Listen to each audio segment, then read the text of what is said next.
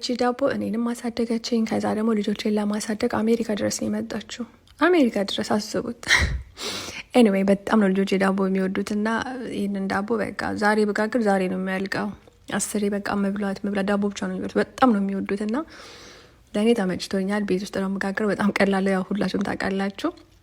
ግን በጣም ደስ ያለኝ ነገር ምንድን ነው፣ ሊጥ በእጄ ማብካት በጣም ነበር የሚያስጠላኝ የነበረው ማለት ነው። እግዚአብሔር ይመስገን ይሄንን እቃ ያው እንደምታዩት በዚህኛው ነው ሊጡን ያቦካውትኝ። ከዛ በኋላ ግን ሌላ እቃ ላይ አልገለበጥኩም፣ እዛው ላይ እፍናረኩትኝ ማለት ነው። አብሮት በሚመጣው ባቦካውት ማለት ነው። 10 እቃ ላለማጠብ ከዛ ኮፍ ሲል ጋገርኩኝ። ከዛ መጨረሻ ላይ አንዴ አጠብኩትኝ ማለት ነው። በጣም ነው ደስ የሚለው ጋይስ። ቤት ውስጥ ማለት እንደዚህ ስራችሁን እንዲያቀልላችሁ ብዙ ጊዜ ሰዓት ላለመፍጨት በአንዴ በቃ ሊጣችሁን ፍጨት ነው ማብኳት። ባይዘው የእንጀራ እንትንም በዚህ ያቦካሉ አንዳንዶች አይቻለው ቲክቶክ ላይ ሲሰሩና የእንጀራ ዱቄታችሁን ሊጣችሁን በሱ ማብካት ትችላላችሁ። ለዳቦ ለኬክ በቃ ምን አለፋችሁ ብቻ ቀለል አድርጋችሁ ላይፋችሁ መኖር ነው እናቴ።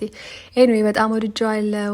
በዛ ላይ ደስ ይላል። እንትኑ እቃው ራሱ ትልቅ ነው፣ ላይ በጣም ብዙ ሊጥ ይይዛል ማለት ነው ማብኪያው እና እኔ ተመችቶኛል። መግዛት ከፈለጋችሁ ሊንኩን ከስራ አስቀምጥላችኋለሁ። ያው እንደምታዩት ከለሩን ፒንክ አልወደድኩትኝም ነበረ።